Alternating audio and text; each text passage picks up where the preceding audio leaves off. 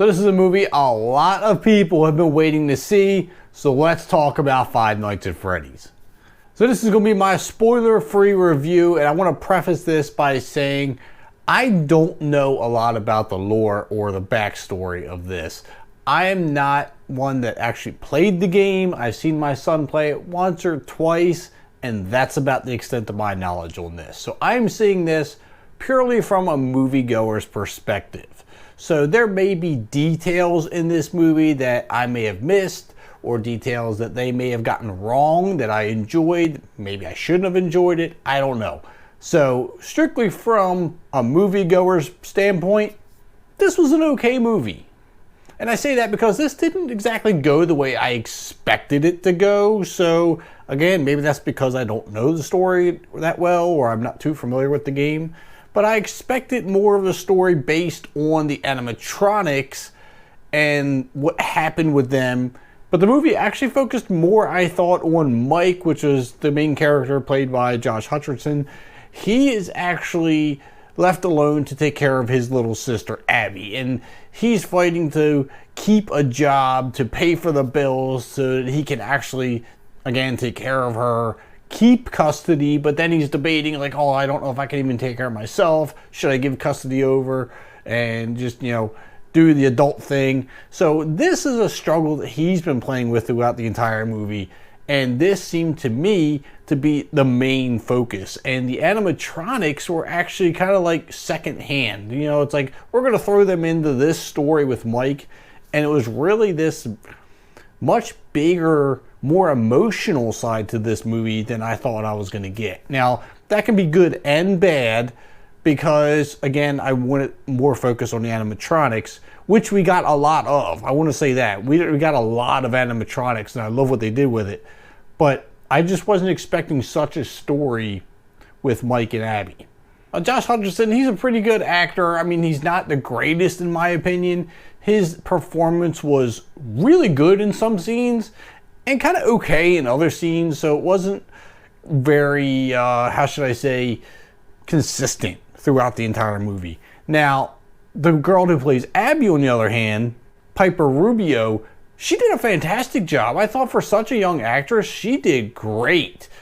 Now, Josh is struggling with an issue he had in his past as a child where his little brother got kidnapped and they never found him. So there's this big thing with him where he's trying to find out what happened to his brother throughout this entire movie and find the kidnapper.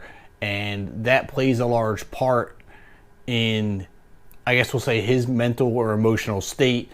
But little do we know, it also has ties in with other parts of the movie that I can't say because, again, this is a spoiler-free review. But I think in that regard, we dove a little too deep into this character. And I just didn't feel like we had to go that deep with the story. There was a lot of fluff in there. And I wanted more of a story on the animatronics, on all the Five Nights at Freddy's characters. So anyway, Mike's trying to get a job so that he can support him and his little sister, and ends up being a security guard at Freddy Fazbears. And that's where this whole thing starts taking place. While he's there, he runs into this cop named Vanessa, played by Elizabeth Lale. And I'll be honest, her character, I could have done without it. I really didn't feel any kind of connection or emotional attachment to her whatsoever. And to be completely honest with you, I wasn't wowed by her acting performance at all. I honestly thought the girl who played Abby did a much better job. But I will say, while we're in Freddy Fazbear's building and Mike is, working, doing his security thing, I do like what little bits of the video game that I'm familiar with, which isn't much, that we got. Like, especially the amount of usage of the security monitors. I thought that was really cool. The black and white monitors, the angles of which we have from the rooms reminded me a lot of what I saw in the video game. And the way that the animatronics move, like 1 minute they're there, 1 minute they're not.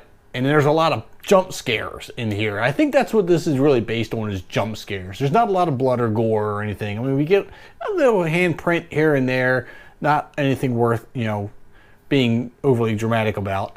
But I think the jump scares that they used, a couple worked, quite a bit failed though. I mean, there was a lot of effort there, but it was, you know, I wasn't impressed. Now, the cinematics here, that's what impressed me. I mean, this is a high-budget movie, and I can definitely see that in the cinematics. That is definitely where this movie shined. I also think it was very well directed. The angles that we got, the emphasis on certain scenes and certain characters. I love how when these animatronics walked, you got a big, loud thud that really gave you an idea how heavy these things were and how powerful they could be. I feel like that's a major part of selling the fear factor with these guys. And of course, a major part of selling it is the fact that they are real animatronics. Jim Henson's studio actually created these animatronics for the movie, because if this was CGI, I don't think it would have sold as well. It wouldn't have been as realistic. But now that we have true to life animatronics that you can see and touch, the realism through the camera that presents itself on screen is just that much better. So that is a major selling point to me that I think would not have worked if it were CGI.